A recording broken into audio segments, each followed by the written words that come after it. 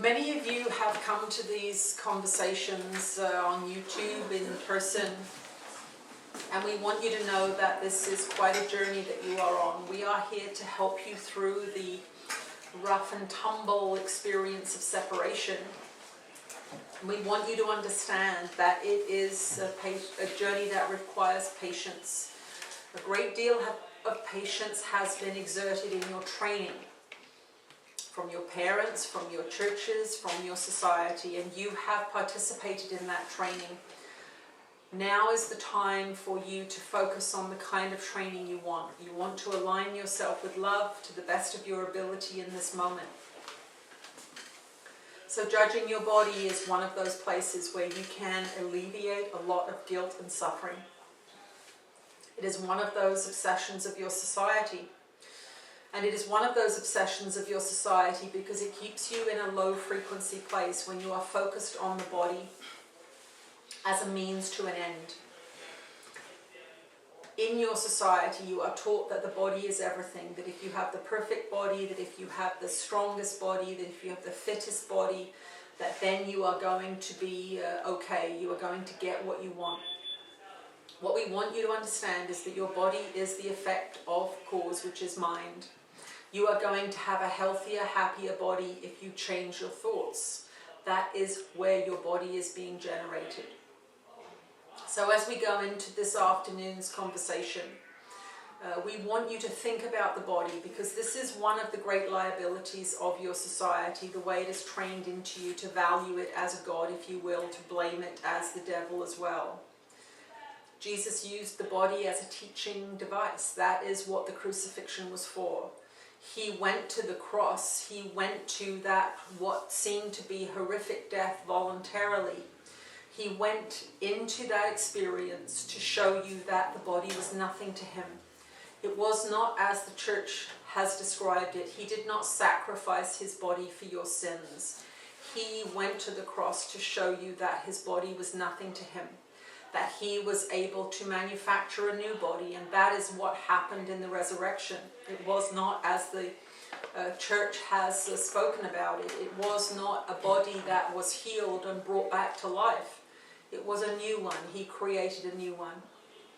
He was master of the physical and material world by the time he went to the cross.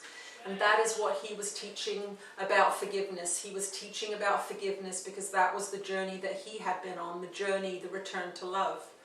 And he was demonstrating in that crucifixion what love can do. It can overcome the physical material world. And this is why we ask you to do the things we ask you to do, not to make your life joyless, but to make your life eternal in that sense, so that you are no longer imprisoned by your belief in death, so that you are no longer imprisoned by your belief in sickness, by your belief in the fallible material body in which you seem to be trapped.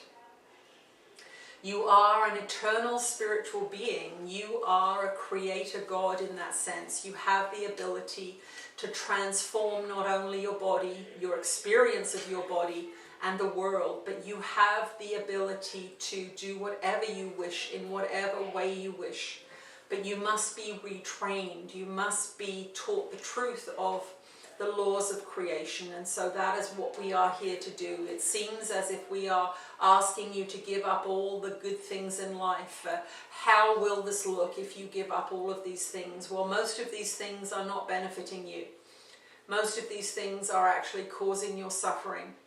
It is the same as somebody who is addicted to a drug. It seems like the only thing in the world that brings them joy is the one thing they have to give up.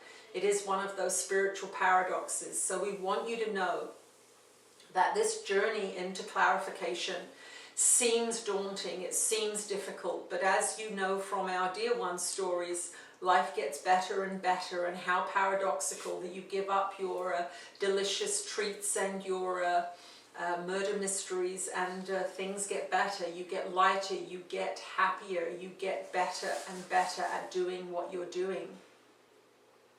You have created this world from the frequency that you hold in separation, which for most of you is quite a low one when you begin this journey. It is the same for everybody. Everybody has the same decision to make. Jesus is going to come through now and speak about his relationship with his body, his relationship with his beloved. And we want you to remember as you go into this conversation that he is the same as you are. He was the same as you are, a human being, dealt a particular hand for sure, but he was given the same challenges that you are being given, the discipline of mind, the discipline of thought, the opportunity to forgive at every turn that you seem to make in this world. We are that one you know as Ananda, and we are here to shepherd you through your transformation, to bring information time and again. And yes, we do repeat ourselves, but just as you learnt your times tables in primary school through repetition, we must bring these stories to you time and again to encourage you. And you see it even in your own life. You see that yes, you can be inspired, that yes, you want to go on this path. But a few weeks after one of these conversations, you are back in the blues. You are back in your old thinking. Keep stepping up to the plate. Keep reading those lessons. Keep turning your television off and going outside and seeking what little bit of creativity is still alive in your mind. It will grow. What you pay attention to will grow and expand and bring you more and more joy. If you dismiss it, then it will be dismissed. You are the captain of your ship. You can choose whatever experience you want to have here. So we come to these meetings always with patience, always with love for all of you. And those of you that have opened to these teachings, we have direct communication when you are not in the room with us, when you are going to bed after a tough day. Invite us into your dream time with you. We can come and we can help you. But we cannot do it without your invitation. This is a free will zone. You must invite us. And you must set aside some time each day to do this work. That is the way it goes. If you set this as a priority, then we can assist you in that journey. Spirit can only step into your creation when we are asked. So make sure that if you are struggling, that you ask and that you create a quiet space, even if it is a few minutes. You create a quiet space within which we can relate to you. And if you cannot create a quiet space, the mind is too loud, the life in which you find yourself is too frantic, then ask for us to join you in your sleep time, and we can bring you dreams, we can bring you experiences there that will help raise your frequency. But each day you get up, you set the tone of your day by the thoughts that you believe in and that you entertain. So before you start your day, give yourself 15 minutes with your course. Give yourself 15 minutes with peace. Give yourself 15 minutes to get yourself on the right track. But that frequency is set in the evening before you go to bed. It is a self-perpetuating system. It gets momentum and it takes you on a journey that you keep reinforcing. So remember this, you are reinforcing the good or the negative. It is always up to you, dear ones. It is always up to you. We are very, very happy to have these conversations.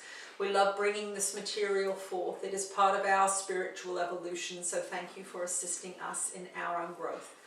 We now pass our dear one over to Jesus, and we will speak to you at another time.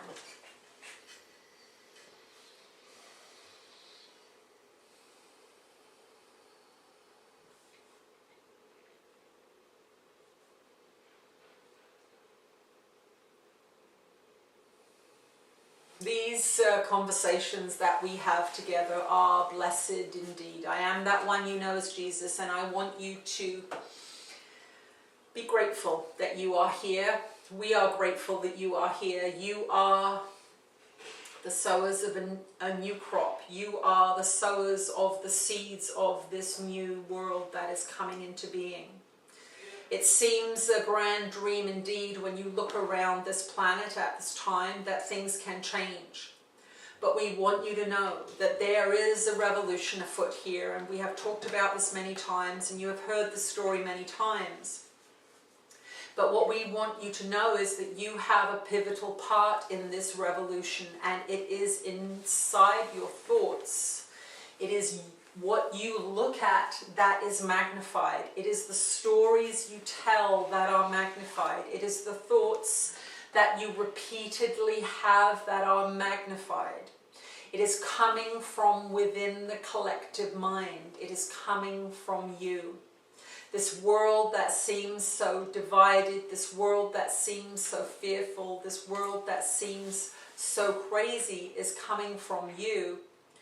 This world that seems so beautiful, this world that seems so sweet, this world that seems so intriguing, is coming from you.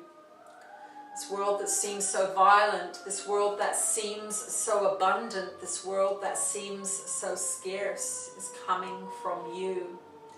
The mixed results are coming from the mixed beliefs that you hold in your mind, and we are trying to align your thoughts with love. We are getting you to focus on a consistent goal, which is how can you be more loving in this moment?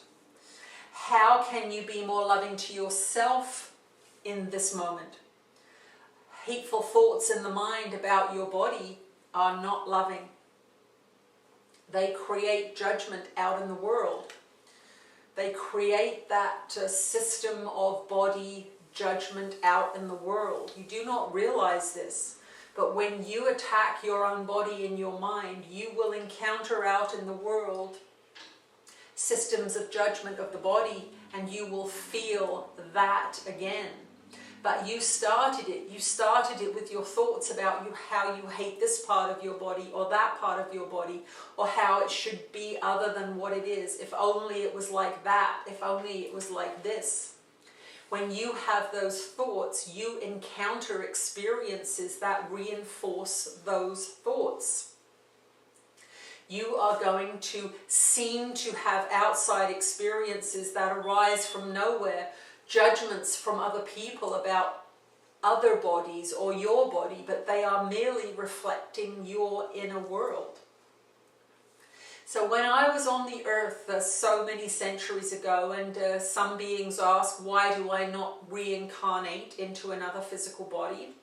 That is because my time in the physical form was ended in that particular incarnation. The evolution that I went through in that particular incarnation was the last one that I was required to do. I had many incarnations before that one. Because of the stories that you hear about me in your religious structures, you do not think about that I had more than one life, that I had many, many different experiences over long periods of time in many dimensions, in different places, just as you are having now.